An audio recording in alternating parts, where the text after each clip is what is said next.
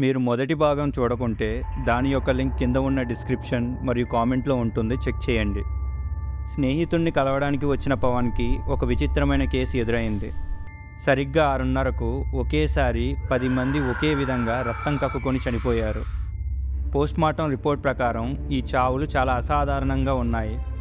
అసలు అక్కడ ఏం జరిగిందో తెలుసుకోవడం కోసం ఈ వీడియోని పూర్తిగా చూడండి.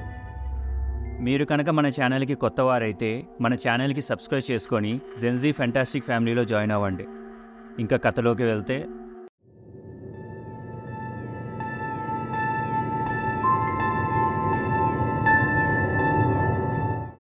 పోస్ట్మార్టం చేసిన డాక్టర్ చెప్పింది విన్న పవన్ తీక్షణంగా ఆలోచిస్తూ ఉంటాడు.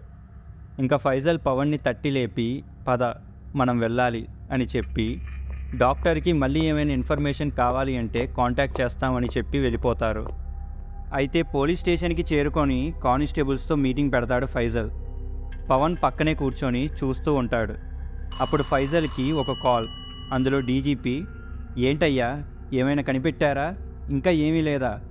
ఇది ఎంత పెద్ద కేసో తెలుసా అని అరుస్తాడు. దానికి ఫైజల్, అదే పని మీద ఉన్నాను సార్ అని అంటాడు. అప్పుడు డీజీపీ, ఏం పనయ్యా మీరు చేసేది? ఇక్కడ గవర్నమెంట్ ఇంకా ప్రెస్ మన వాళ్ళని ప్రశ్నల మీద ప్రశ్నలు వేసి చంపుతున్నారు. ఎలాగైనా ఈ కేసు ఏంటి, ఎవరు చేశారు అని కనుక్కోండి అని అరుస్తాడు.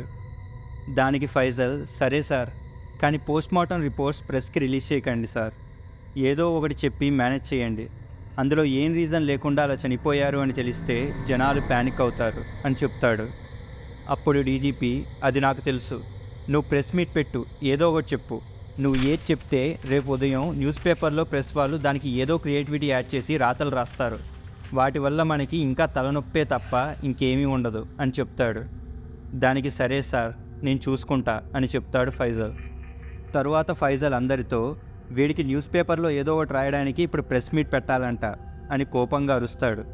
అది విన్న పవన్కి వెంటనే ఒక విషయం గుర్తుకు వస్తుంది. వెంటనే ఫైజల్ని తీసుకొని విక్టిమ్స్ ఇంటికి వస్తాడు. అప్పుడు విక్టిమ్స్ గురించి విట్నెస్లు చెప్పిన విషయాలన్నీ గుర్తుకు తెచ్చుకుంటాడు. అప్పుడు ఫైజల్, ఏంట్రా నువ్వు కానిస్టేబుల్తో ఆడ ఇంపార్టెంట్ విషయం మాట్లాడుతుంటే ఇలాగ తీసుకొచ్చేసావు, ఎందుకు అని అరుస్తాడు చిరాగ్గా. దానికి పవన్, ఈ విక్టిమ్స్ అందరికీ ఒక కామన్ పాయింట్ ఉంది అని చెప్తాడు. వెంటనే ఫైజల్, కనెక్షన్ ఉందా? ఏంటా కనెక్షన్ అని అడుగుతాడు. దానికి పవన్, న్యూస్ పేపర్. విక్టిమ్స్ అందరి ఇంట్లో సేమ్ న్యూస్ పేపర్ ఉంటుంది. ఇంకా విక్టిమ్స్ అందరూ 6:30కి పేపర్తో కాంటాక్ట్లో ఉన్నారు. ఫస్ట్ విక్టిమ్ న్యూస్ పేపర్ చదువుతున్నాడు. సెకండ్ విక్టిమ్కి పని మనిషి న్యూస్ పేపర్ ఇస్తుంది. థర్డ్ విక్టిమ్ పాలతో పాటు న్యూస్ పేపర్ని తెచ్చుకుంటాడు. ఫిఫ్త్ విక్టిమ్ ఆ అమ్మాయి న్యూస్ చదువుతూ టీ తాగుతుంది. ఇలా అందరూ ఆ టైంకి న్యూస్ పేపర్ చదువుతున్నారు అని చెప్తాడు. అది విన్న ఫైజల్, ఏంట్రా నువ్వు మాట్లాడేది? నిజంగా న్యూస్ పేపర్కి ఈ హత్యకి కనెక్షన్ ఉంది అంటావా?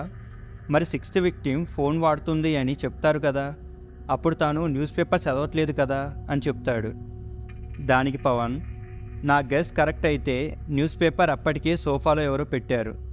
అప్పుడు ఆ విక్టిమ్ వచ్చి సోఫా పైనున్న న్యూస్ పేపర్ మీద పడుకొని ఫోన్ వాడుతుంది. సరిగ్గా 6:30కు తను చనిపోయింది అని చెప్తాడు. అప్పుడు ఫైజల్, అంత ఖచ్చితంగా ఎలా చెప్తున్నావు అని అడుగుతాడు. దానికి పవన్, ఆ ఇంట్లో పేపర్ సోఫాలో అణిగిపోయి కనిపించింది అని చెప్తాడు. వెంటనే ఫైజల్ 6th విక్టిమ్ వాళ్ళ ఇంటికి వెళ్ళి చూస్తే నిజంగానే పేపర్ సోఫా మీద ఉంటుంది. అంటే ఆ పేపర్ ఎవరింట్లో ఉంటే ఆ ఇంట్లో చనిపోతారన్నమాట అని ఫైజల్ అంటాడు. అప్పుడు పవన్, అలా చెప్పలేం, ఇది థియరీనే. మనం ఇది కన్ఫర్మ్ చేసుకోవాలంటే ఈ పేపర్ ఇంకా ఆ స్ట్రీట్లో ఎవరెవరు వేయించుకుంటున్నారో తెలియాలి అని చెప్తాడు. వెంటనే ఫైజల్ ఆ చుట్టుపక్కల ఇళ్ళన్నీ ఎంక్వైరీ చేస్తాడు. అప్పుడు చుట్టుపక్కల 60% పీపుల్ ఈ పేపరే వేయించుకుంటారు. ఇంకా అందులో 6:30 టైంకి 20% పీపుల్ న్యూస్ పేపర్ చదువుతున్నారు. అందులో కేవలం 10% పీపుల్ మట్టుకే చనిపోయారు. దీన్ని బట్టి చూస్తే ఆ ఇన్సిడెంట్కి కారణం ఏదైతే ఉందో దాని టార్గెట్ అందరూ కాదు, ఓన్లీ ఒక స్ట్రీట్ ఆర్ ఒక పర్టికులర్ రేడియస్లో ఉన్న వాళ్ళు మాత్రమే దాని టార్గెట్ అని అనుకుంటారు. దాంతో ఫైజల్ ఆ 10% సర్వైవర్స్లో ఒక వ్యక్తి ఇల్లు ఫస్ట్ విక్టిమ్కి సెకండ్ విక్టిమ్కి మధ్యలో ఉంటుంది. తను కూడా అదే 6:30 టైంకి న్యూస్ పేపర్ చదువుతున్నాడు. నువ్వు చెప్పిన దాని ప్రకారం రేడియస్లోనే ఉన్నట్టు కదా అని అడుగుతాడు. అవును, ఖచ్చితంగా ఏదో ఉంది. న్యూస్ పేపర్కి ఈ హత్యలకి ఏదో సంబంధం ఉంది.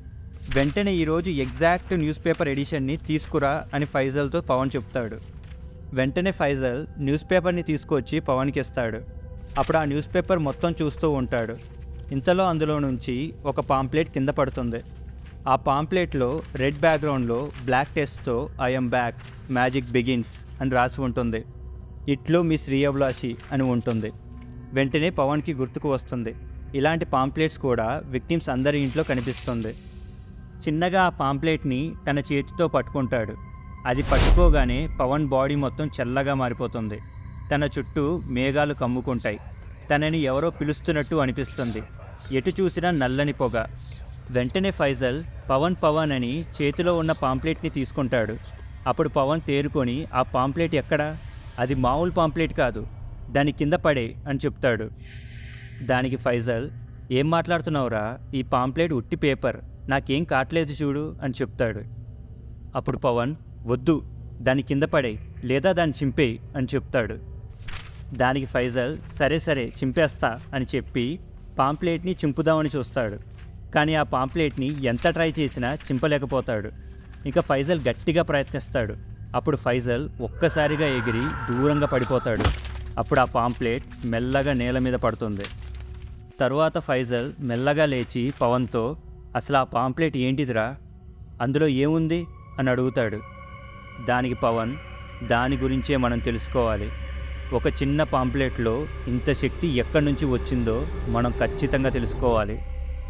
To be continued.